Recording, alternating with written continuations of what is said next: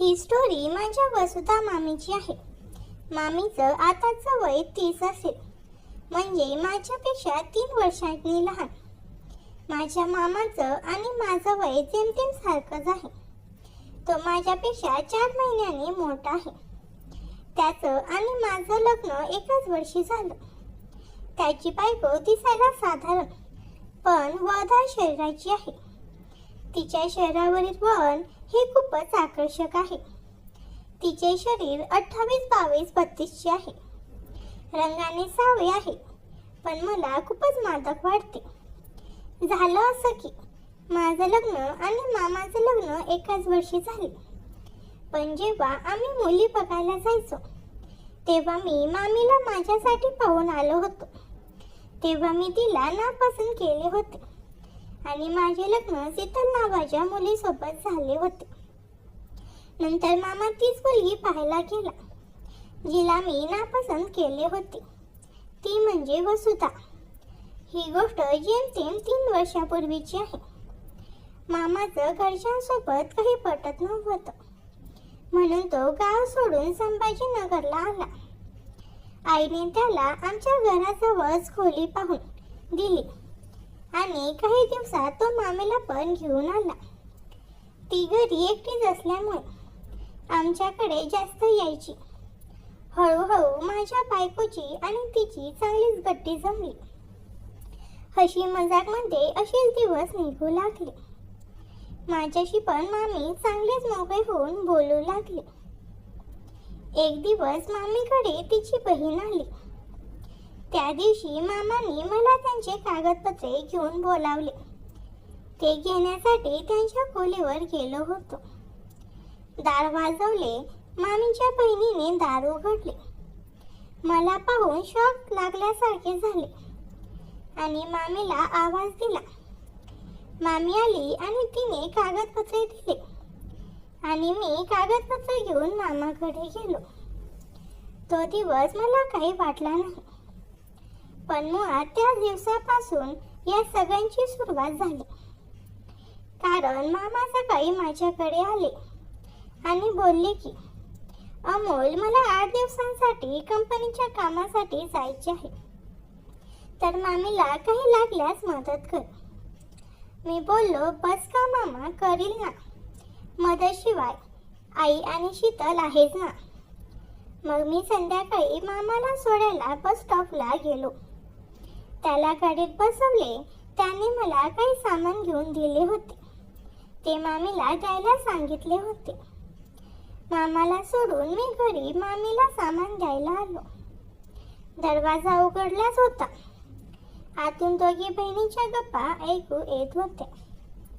मामीची बहीण मामीला म्हणाली, वसु दीदी सकाळी आलेला तुला बघायला आला होता ना. हो ग, पण आता काय त्याचं? नाही कधी असंच विचारलं.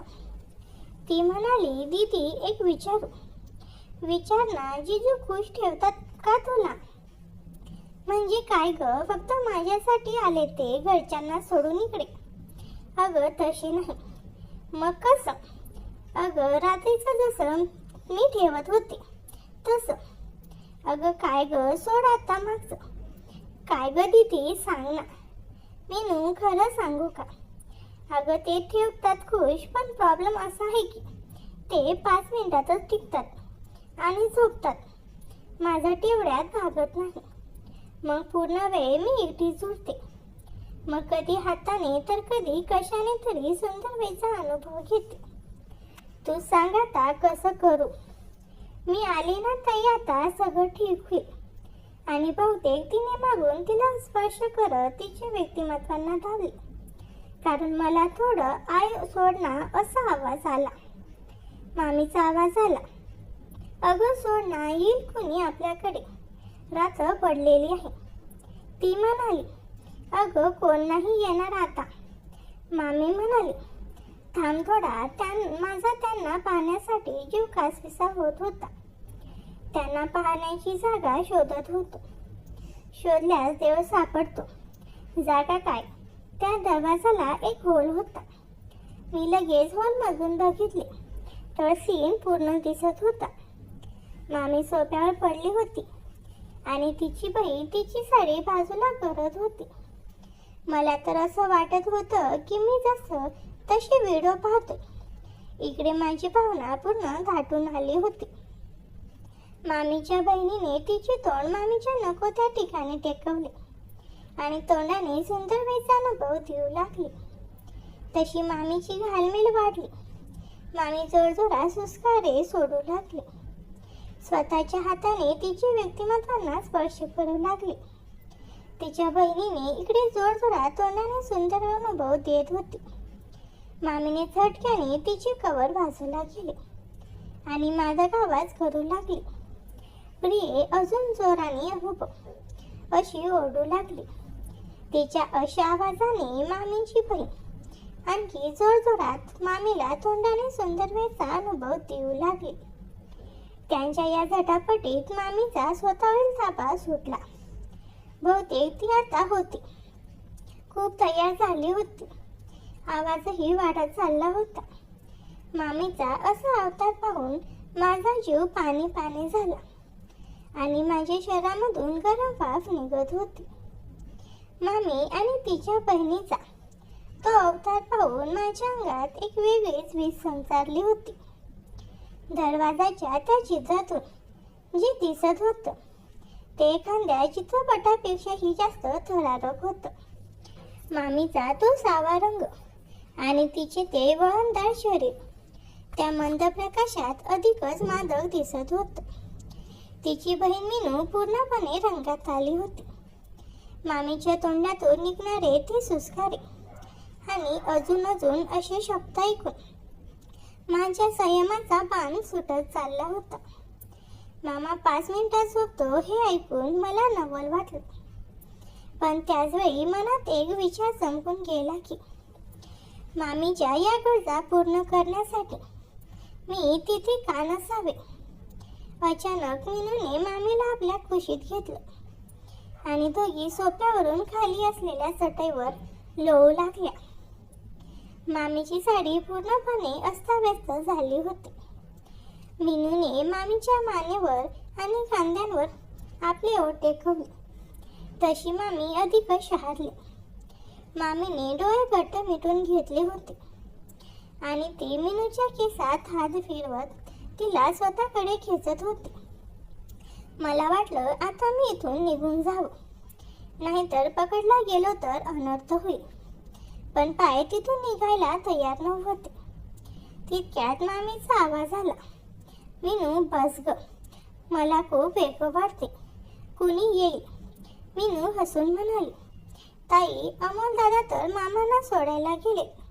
शीतल वहिनी घरी असतील, इथे कोण येणार. तू फक्त या क्षणांचा आनंद घे. त्यांच्या गप्पातून माझं नाव ऐकताच माझं हृदय जोरजोरात धडधडू लागलं. मला समजलं की मामींच्या मनात कुठेतरी माझ्याबद्दल विचार असावा. कदाचित म्हणूनच तिने सकाळी मला पाहिल्यावर तिची नजर झुकवली होती. मी तेथेच उभा राहून पुढचं काय होतंय ते पाहण्याचा प्रयत्न करू लागलो. मामीने आता मीनूला जवळ घेतलं आणि तिच्या कानात काहीतरी कुजबुजले. मीनूने मान डोलावली आणि दोघी उठून बेडरूमच्या दिशेने जाऊ लागल्या. बेडरूममध्ये गेल्यावर त्याने लाईट बंद केला, पण हॉलमधील हलका प्रकाश आत जात होता. माझ्या मनात विचारांचे काहूर माजले होते. मामीची ती तृप्त न झालेली इच्छा आणि तिचा तो मादक अवतार माझ्या डोळ्यासमोर हलत नव्हता. मी हळूच तिथून पाठी फिरलो आणि माझ्या घराकडे निघालो. पण जाताना एक गोष्ट नक्की झाली होती. मामीचं ते गुपित आता मला माहीत होतं आणि मामाच्या अनुपस्थितीत मामीला कोणाच्या तरी आधाराची गरज होती. घरी आल्यावर शीतल झोपली होती, पण माझ्या डोळ्यासमोर फक्त मामी आणि मीनूचा तो खेळ दिसत होता. आता पुढचे 8 दिवस मामा घरी नसणार होते आणि मामीची मदत करण्याची जबाबदारी माझ्यावर होती. त्या रात्री मला अजिबात झोप लागली नाही. डोळ्यांसमोर फक्त मामीचा तो मादक अवतार आणि तिचे ते शब्द फिरत होते. सकाळी उठलो तेव्हा डोक्यात एक विचार होता की मामी समोर आल्यावर मी वागणार कसा. पण नशिबाने मामींनीच मला मदत करायला सांगितलं होतं. त्यामुळे मला तिथे जाण्याचं एक अधिकृत कारण होतं. सकाळचे 10 वाजले असतील. शीतल घराच्या कामात व्यस्त होती. मी हळूच सटकलो आणि मामीच्या खोलीकडे गेलो. मनाची धडधड वाढली होती. मी दरवाजाजवळ टकटक केली. दरवाजा मिनूने उघडला. अरे अमोल दादा, या ना आत. मिनू अगदी सहज बोलली. जणू काल रात्री काही झालंच नव्हतं. मी आत गेलो तर मामी किचनमध्ये काम करत होती. तिने साडी चापून चोपून नेसली होती.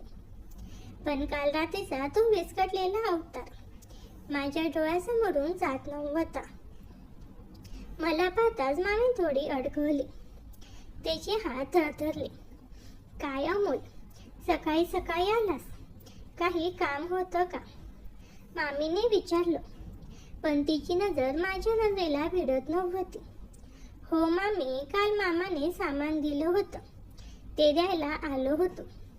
आणि विचारलं काही हवंय का? मामा 8 दिवस नाहीत ना. मी मुद्दाम 8 दिवस या शब्दावर जोर दिला. मीनू माझ्याकडे बघून थोडं गालातल्या गालात हसली.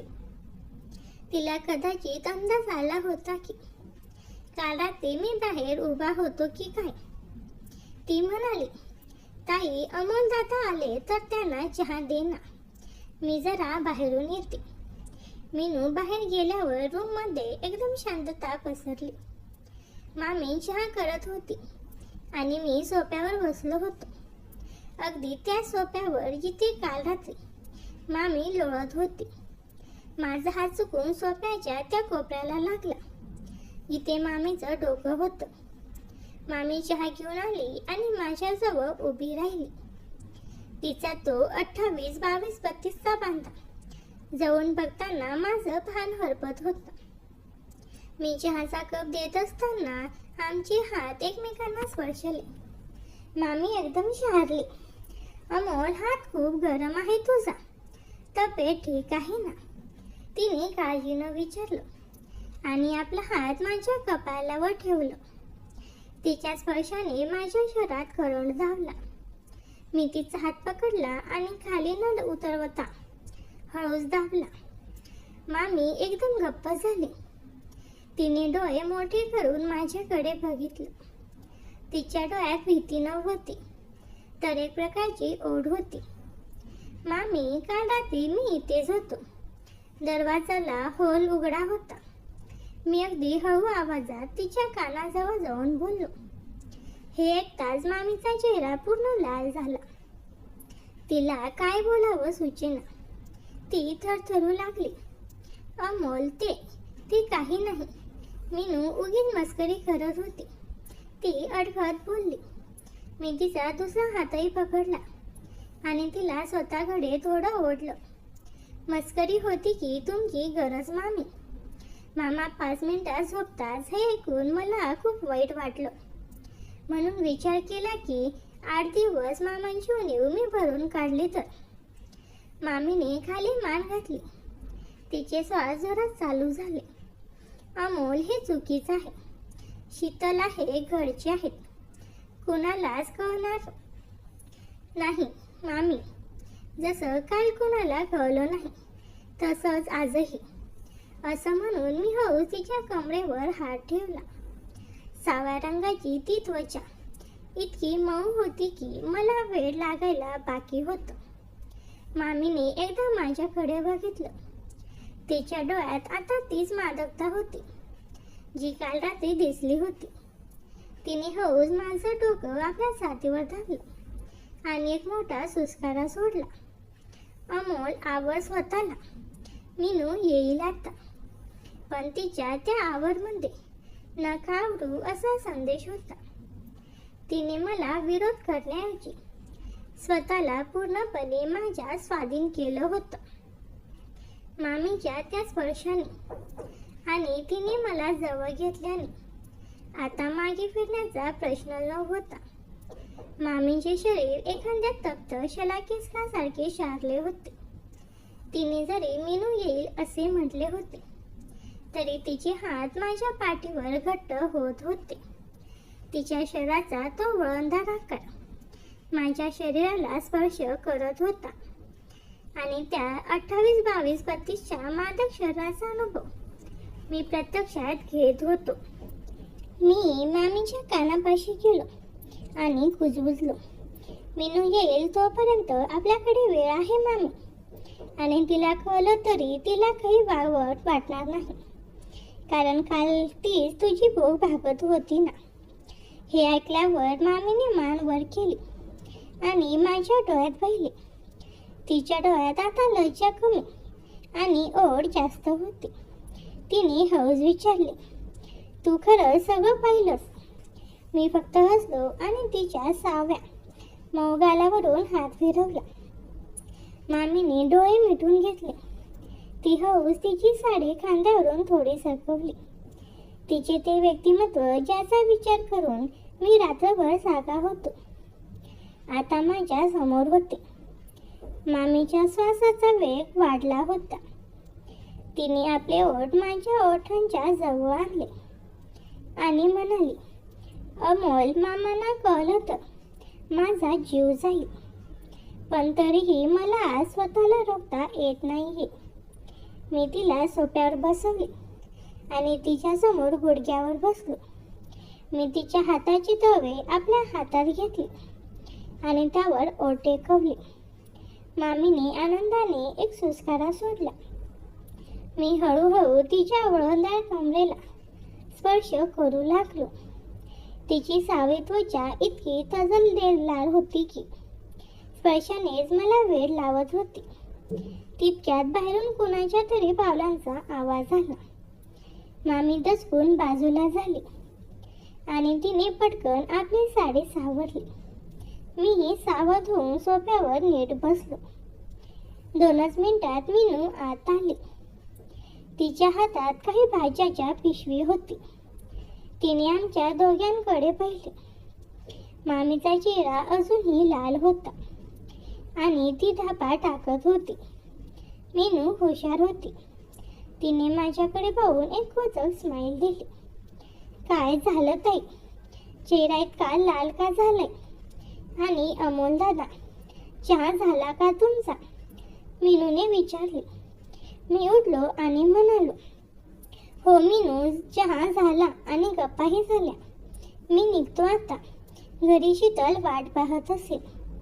मी दरवाजाकडे जाऊ लागलो तशी मीनू मागे आली आणि हळूच म्हणाली, दादा, सामान द्यायला रात्री आला होता तशी आजही या. रात्री गप्पा मारायला जास्त मजा येते.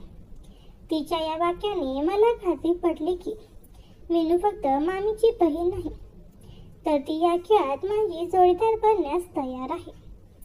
मी वळून मामीकडे पाहिले. तिने डोळ्यानेच मला ये असे खुणावले. रात्रीचे जेवण करून मी शीतलला लवकर झोपण्याची वाट पाहू लागलो. मामा नसतानाची ही पहिली रात्र माझ्यासाठी खूप खास ठरणार होती. मामीच्या त्या तप्त शरीराला आणि मीनूच्या त्या खेळाला आता मी पूर्णपणे विराम देणार होतो की एक नवीन सुरुवात करणार होतो हे लवकरच कळणार होते. रात्रीचे 11 वाजले होते. शीतल गाढ झोपली होती, पण माझे डोळे छताकडे लागलेले होते. मामीच्या त्या वळणदार शरीराचा आणि मीनूच्या त्या सुचक हास्याचा विचार करून माझ्या अंगातली ऊब वाढत होती. मी हळूच उठलो. घराचा दरवाजा अगदी आवाज न करता उघडला आणि मामीच्या खोलीकडे निघालो. गल्लीत सामसूम होती. मामीच्या खोलीच्या खिडकीतून अंधुक प्रकाश बाहेर येत होता. मी दरवाजावर हलकीशी टपकी दिली. दरवाजा आधीच उघडा असावा असा तो हळू सरकला. समोर मीनू उभी होती. तिने फक्त एक पातळ नाईटी गाऊन घातला होता.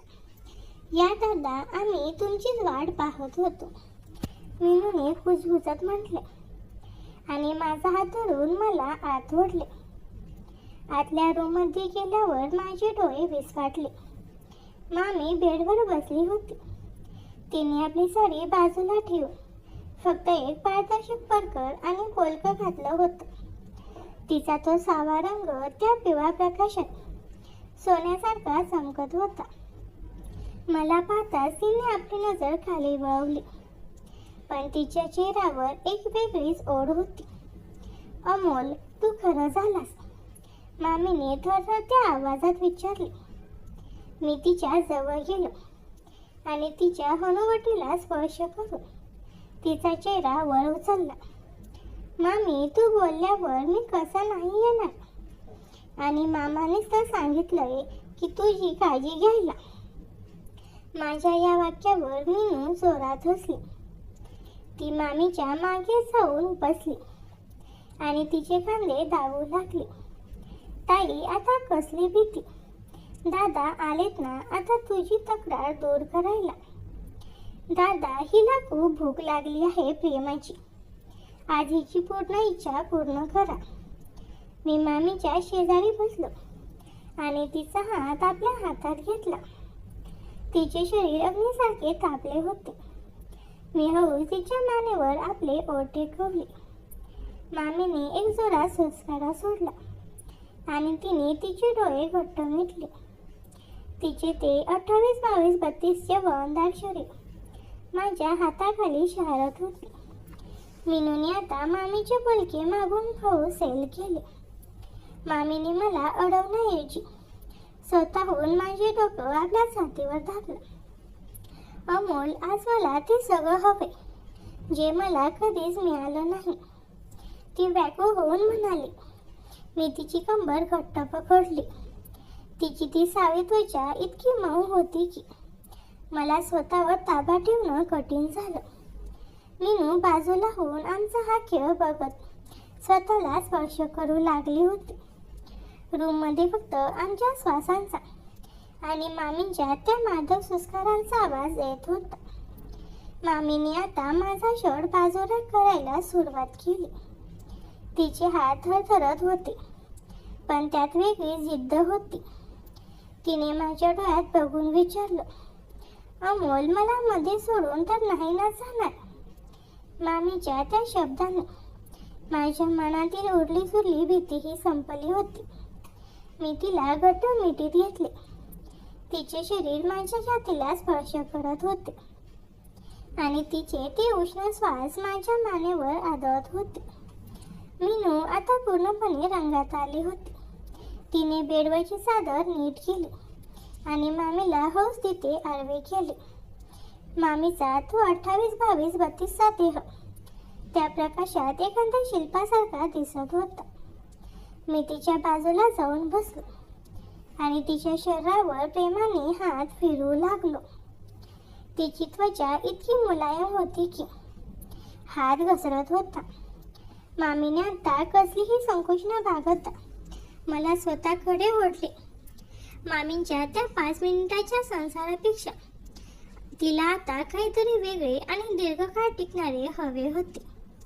हे तिच्या त्या तीव्र चुंबनावरून जाणवत होते. ती वेड्यासारखी माझ्या केशांना स्पर्श करत होती. तितक्यात मीनूने मागून येऊन माझ्या पाठीला स्पर्श केला. दादा, एकटी ताईचं सगळं आनंद घेणार का? मला विसरलात का? मीनूने लाडीकपणाने विचारले.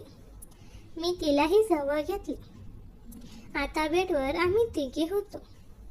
एका बाजूला मामीची ती परिपक्व मादकता होती, तर दुसरीकडे मीनूची ती चपळ आणि खोडकर साथ.